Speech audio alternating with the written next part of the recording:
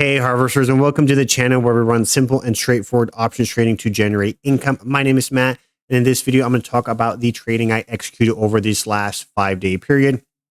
I will say the start of the week was super hot. I made $1,900 on a Monday, but then the remainder of the week, the ember of gains definitely died down with what I believe to be tax loss harvest season. You guys might have some sort of other analytical assessment as to why the market was red, or just market was priced too high. It could be one of those two things in my opinion.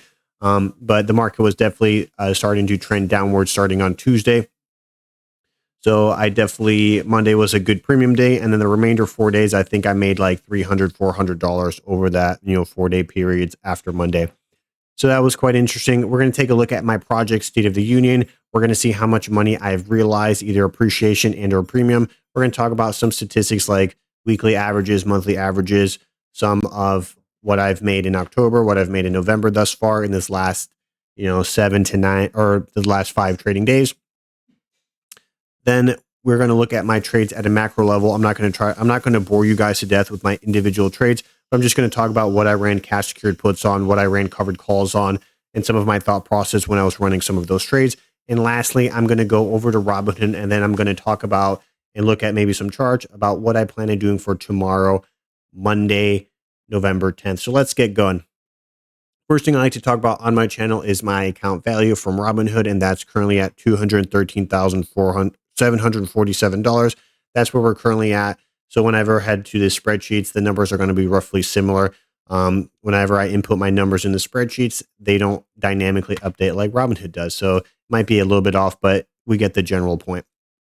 That's where I'm currently at. And if you look at what I am currently in, I have one call options for financial services, FI at the $65 call. This was a speculation. This fund dropped like 45% in value about like a couple of weeks ago. So I decided, hey, as a speculation play, maybe I'll buy a call and have it go out until December 2026. I don't really do buy calls or buy leaps often. It's probably 1 to 5% of my portfolio. The majority is covered calls and cash secured puts, but sometimes I do like to play the long game like that. I currently have 300 shares of Tesla that were assigned after cash secured puts from this last week. I have 200 shares of QQQ. One was assigned from cash secured puts, and the other 100 I bought because at that time I thought those shares were at a discount, and I didn't know how much more the market was going to go down. So at that price, I thought it was a good buying point. So I bought the 100 shares, tried running covered calls, but then it's the whole tax loss harvest season, and the market continued going down. And then VU's my retirement plan. I stopped putting money into my I didn't stop putting money into my 401k. I meet my company's match, and anything outside of the match, I am throwing into VU and just using that as my 401k. The reason why I'm doing that is so I can theoretically borrow against that money, so I can run other cash secured puts and covered calls. And so it makes my account look bigger, so I can borrow more money if I have more money in the account. Currently, buying power is at 578,000, even with 300 shares of Tesla and 200 shares of QQQ. So theoretically, I can, wheel and deal a lot of money, but I don't like to use too much margin. I only like to do a $1-for-$1 of what my cash is. Cool. With all that being said, let's head over to spreadsheets and let's start looking at the numbers. Okay, guys, looking at the past week, we started off on November 3rd. That November 3rd was Monday, made $1,900 or $1,905. The Tuesday market took a dip during that time, only made 111, Wednesday 113, Thursday 77, and Friday $55. As you guys can see, the beginning of the week was super nice to me, and then the remainder of the week was not, as the market continued to head red. But in general, made $62,700.73, and my current gain on this year right now is 38.84%. And as you guys can see, for November 7th, the account value is at 208,000, but we just saw in Robinhood that's at 213,000. Whenever I update these spreadsheets, I do it at the close of trading for that day. So that's what the close at trading day was for Friday.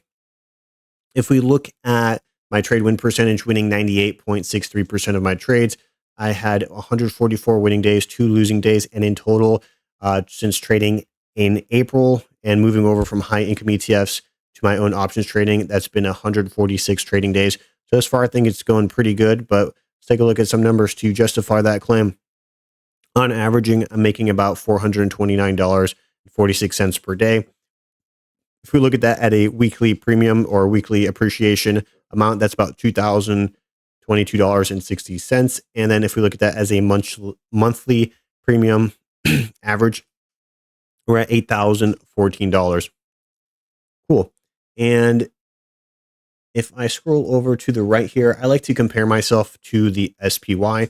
And from my own trading, and I think I've been tracking this since August 1st or August 3rd, but my own trading has netted me about 19.03%, while if we compare that to the SPY, it's only up 0.61%, so not very good.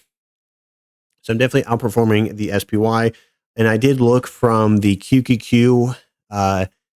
If you look at the point of when I started my own options trading to when the QQQ started going up after the whole tariff liberation day happened, I think I was up like 41%, while the QQQ was up 38%. I don't advertise that I'm going to outperform the market, but it's quite nice to see that whatever I'm doing is working. Comparing it to an ETF, I may incur a little bit more taxes than the buy and hold, but you can't live off of buy and hold. So taking a look at the weekly numbers. Ooh, what did I just do? Looking at the weekly numbers, we have currently hit 9 weeks in a row where we hit the 4-digit club. That's basically meaning we've hit the thousands of dollars. That's ideally what I like to shoot for. This first year, I was aiming for about $1,000 a week, and I'm definitely blowing that out of the water. Some weeks is close to that number, about $1,200, and there's other weeks that's like almost $5,500. But this past week, $2,261. So I'm pretty happy with how this last week performed. It's higher than my weekly average from all of the previous weeks, so I'm happy about that. Even with the market even turning the opposite direction, I still made $2,261. So I will take that any day of the week. Looking at November, we've only traded 1 week in November, so that number is going to be exactly the same as the one we just looked at. But for October, we had a massive October. We made about $12,000. That's almost more money than I make at my day job. And I've made this money trading about 15 minutes every morning versus my day job. I have to commute to my work for 8+ hours, some days 10, some days 12, some days 16, just depends. And then I made the same amount of money or more. Crazy. Yep. And as I mentioned earlier, for 2025, we had $62,700.73. So now that we got the state of the union of this project, let's head over to the individual trades. Like I said, I'm not going to go over the individual nitty-gritty share price analysis. I'm just going to talk about I ran covered calls on this stock, or I ran cash secured puts on that stock. So let's head over there. As I scroll over real quick, please bear with me. Boom. Now that we're there. So starting on November 3rd, let's see here. This was the massive amount of a premium day where we locked in $1,905 of premium. So basically what was the big driver in that premium was running cash secured puts on Tesla. I think on that Sunday before, I was talking to my brother. He continues to talk about Tesla. I'm like, you know what? Let me take a look at what some Tesla cash secured puts would look like. Looked at them and they were quite juicy, and I couldn't pass up massive amounts of premium for a relatively low amount of investment. So what I did, I had QQQ shares. Oh, actually I had 100 shares of QQQ assigned. So I had 100 shares of QQQ going into November 3rd at the 631.23. That's my buying price. Whenever I run my options, I really have two main rules. Don't sell below your cost basis. So my cost basis is 631.23. I will never sell below this, even if in a deep red market. I will either sell at or above this number. And then my other rule is invest into good investments. So I think QQQ is a great ETF, SPY, VU, Tesla, I think is a great company, Amazon, Google, those types, NVIDIA. So I chose a strike price of the 632. At the end of the trading day, I was assigned this 100 shares of QQQ. So I made $77 from appreciation, $116 of premium. And then also that day I ran a QQQ cash secured put, made $35 of premium. I was trying to lock in a decent price. Whenever I run cash secured puts, I usually try to maximize a share price I would actually like to buy, which makes it competitive to turn around and then run a covered call. That's really where you make your money is your covered calls. So I chose a strike price of this 627. So that kind of sums it up real quick. One covered call assignment, and then the rest were just cash secured puts. Moving over to November 4th. Same thing. I have all of my cash secured puts for Tesla. Those are usually week long. So you're going to be seeing this for the next, 4 different entries. I also threw in my financial services FI investment, my buy call. The option cost me about $2,000. If you guys remember what you saw in Robinhood, it was down to about 1,400, but it's a year-long leap. So I'm going to give it time to breathe. Maybe in about 6 months from now, if it's still struggling to, gain traction, the quarterly earnings are still awful. The CEO that they're finding doesn't make good changes, I might cut it for a loss, but we will see. I still have plenty of time to make a determination on that option. But my typical bread and butter, covered calls on QQQ, cash secured put on QQQ, netted $111. Pretty much the same thing for November 5th. 2 options, 1 covered call on QQQ, 1 cash secured put, netted me $113. For November 6th, same thing, covered call, QQQ, cash secured put, QQQ, netted me $77. And for Friday, I went a little bit different. I ran a covered call on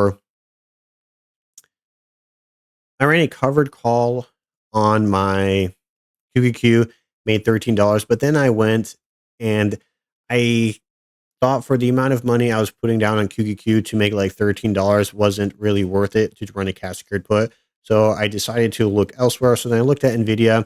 I saw a cash secured put I could run at the 175 strike, made $13. Oracle, same thing for the 230 strike price, made $29. So end of that trading day, made $55. Nothing too crazy, but that pretty much wraps up the trading. Like I said, you guys saw most of these trades. I think I executed, 15 trades this week, and none of them this week were buy calls. They were all cash secured puts, or they all were covered calls. The buy call for 5 was, I placed that on October 31st, and I'm still waiting for that to hit the correct way. But yeah, let's head over to Robinhood. Let's start talking about what I plan on doing tomorrow. All right, guys, now that we're at Robinhood, let me talk about how I run my options trading.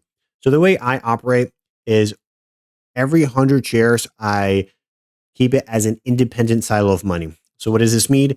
Each of the strike prices and my buying cost for each 100 shares is annotated, and then I run options according to that. And I will not sell below that specific cost basis. And why do I do this? Let me head over to Tesla just to kind of show you guys what I'm talking about. So looking at Tesla, right? Tesla currently is at, 441. But if you look at my average buying cost, Robinhood is saying it's at 438.58. So what does this mean? I don't like when Robinhood runs averages, because this number is an accumulation of all the money that, like all the premium, and then my buying cost for Tesla. So I bought shares at the 450, 442.5, and then the 440.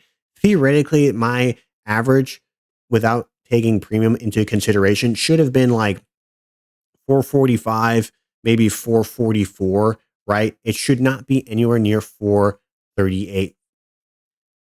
But what Robinhood did is it took that premium I made and it also threw that into your average cost basis. So basically all of the money that you made off the premiums, you're basically you nulled out all of your gain, and then you're starting at 0 again if you're going to start running options at the 438.58. Versus what I like to do is I like to run my options at my cost basis. So like some of my shares at the 440, I'm going to run an option at 440 or higher and then lock in that premium. I don't ever like to bring my cost basis down because I like to lock in that gain. By running options at the 438, you're nulling out all of that premium made. So all that $1,900 I made, I theoretically would have lost it, nulled it out. We're starting from 0 if we run an option at the 438.58. And if we look at the math over time, I'm going to outperform you because there's going to be some days the market's going to be red, some days the market's going to be green. And the way I look at the market is like a boat in the ocean. Whenever there's a big wave, the boat's going to be at the peak of that wave, right? That's the high. That's the 52-week for the market. But guess what? After the wave hits that 52-week high, it's then going to go dip, and that boat's going to go behind that wave, which is then going to be that retracement period after that high. So for me, I'm just going to wait out until the boat hits that next wave to go back up. So I don't ever like using whatever the cost base is that Robinhood's putting out. I don't think it's accurate, and it's like a false sense of, hey, I can run options at a better price. You really can't, because you're theoretically starting at zero by running options at this point. Don't like doing it. But now that we're looking at Tesla, let's look at what some options look like. So I have 300 shares at 3 different prices. And so let's take a look at what some return it might look like. So currently, to run a covered call in Robinhood, hit the sell a call button. That's what you do. And for Tesla, they're about week-long calls, so it's going to expire on the 14th, which I believe is Friday. Cool. Just want to double check that. So currently, Tesla is trading at this 441.11. So let's take a look, right? If I wanted to, I had one option at the 440. I could run this, make $865 and lock in straight premium, no appreciation. So I could do that route. But because Tesla is looking, is already at 441.11, I might choose a strike price a little bit higher because I want to capture some appreciation. But then the premium at 780 doesn't seem too much different. It's about $85 off. So I might run that. But right now, let's just play. I'm just going to choose strike prices. I'm going to choose covered calls at my strike prices. So one was the 440, lock in $865, 442.5, 780. Actually, I'd probably go one at the 442.5, so I can make about $250 of appreciation if by Friday it gets to that 442.5. And then if it does 445, be 705. So just by running those two options, right, I would make $1,400, almost $1,500, about $1,485. So that'd be a good number, but I still have one more option to go. That's at that 450. I don't think that that Tesla is going to go to 450. So let's hit it at that money at my buying point. So just from running those 3 covered calls on Tesla, make about $2,055. That would be a great day. However, we'll see what the market looks like when open. These numbers are kind of generic and are not accurate. The most accurate numbers will be when the bell rings. But just from those 3, $2,000, can't really complain about that. Let's look at what the chart might actually look like for Tesla. Let's head back one. And let's take a look to see, potential scenarios. So right now, Tesla over the last 3 periods are in a bit of a chop. We've hit this little down point at the 429, and I think we're on that upward trajectory maybe again. But it is that tax loss harvest season. It's hard to say what's going to happen. So I'm pretty much going to run most of my Tesla options pretty much at the money or maybe one strike price higher, just so I can capture a little bit of appreciation. That's what I plan on doing for Tesla. Let's head over to QQQ. QQQ. Because I have 200 shares of QQQ, let's take a look at what some covered calls will look like. So currently QQQ 617.85. So my 200 shares of QQQ, one is at the 615 and the other one is 627. We'll just average it, 627. So for that 615, so for QQQ, I like to run my options daily. And just to double check, it's a 0 day. So for the 615, I can make $170 if I don't want to capture any of the appreciation. However, the fact that it's already at 617.85, I'm pretty much going to choose maybe, I'll probably choose a 618, hit it at the money. I'll make $85 of premium. And then the appreciation from 615 all the way up to 618 would be $300. So in this trade, if it happens to execute, it would make $385. So that would be a pretty good little win for me, on top of the already $2,000 I made from Tesla. And then, however, let's look at what my other buying point is, 627. So since that one is a little bit higher, if I'm looking here, $7 of premium. So this is where the decision point has to come in. Do I want to capture $7 and, run this every single day for the end of the week. So 7 times 5 is $35. Is that really worth it? Or do I push out the expiration 5 more days? 5 more days, right? But I can lock in $135, $134, as we see here. Because right now, if the market's in this chop zone, the likelihood that this option is going to execute, let's take a look at what the delta looks like, is 0.15. So it's saying there's a 15% chance this is going to execute, even after a week. So ideally, so I can lock in gains up front. I think for my 100 shares of QQQ that I bought at the 627, I'm going to just run this week-long option at the $134, and then I'll just continue to wheel and deal the option I have at the 615. So that's what I plan on doing with my QQQ. Let's take a look at what some cash secured puts might look like. Oh man, a week-long cash secured put. Huh. Let's see where we are at.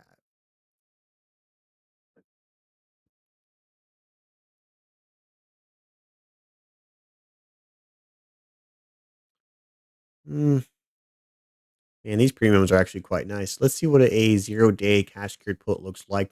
So 617, almost 618. So for cash secured puts, what I've noticed is I like choosing a delta of a 0.2 to a 0.3. If it's a 0.25, that's the ideal sweet point. Let's just take a look at what some of these. No way, $500 for a 614 premium. Yeah, this cash secured put premium for a 0 days to expiration, it seems off. So I don't even think looking at the bid price is completely accurate. But let's take a look at what, oh, even the deltas are off. Yeah, I don't even think it's worth looking at these cash secured puts because the numbers are so off. At least the covered calls seemed somewhat accurate. But yeah, guys, so that's what I plan on doing for tomorrow. I'm going to do 3 covered calls on Tesla at a couple of different strike prices. I'm probably going to choose one higher than my buying point if it's looking exactly the same as it is now. For QQQ, probably do a week long on my 627 buying cost. And then for my 615 buying cost, I'll just run that daily. So in total, tomorrow should be a relatively strong day for me. Start the week off right. Most of my capital will be tied up in Tesla, and then I'll just have maybe about 120,000 between a 200 shares of QQQ. So we'll see how that plays out. So yeah, guys, thanks for watching the video. Hope you're doing well out there. Hope your accounts are growing. Hopefully you're adopting the strategy, seeing the pros, the cons. Let me know if this strategy is for you. But yeah, stay harvesting, stay locked in. I will see you in the next video.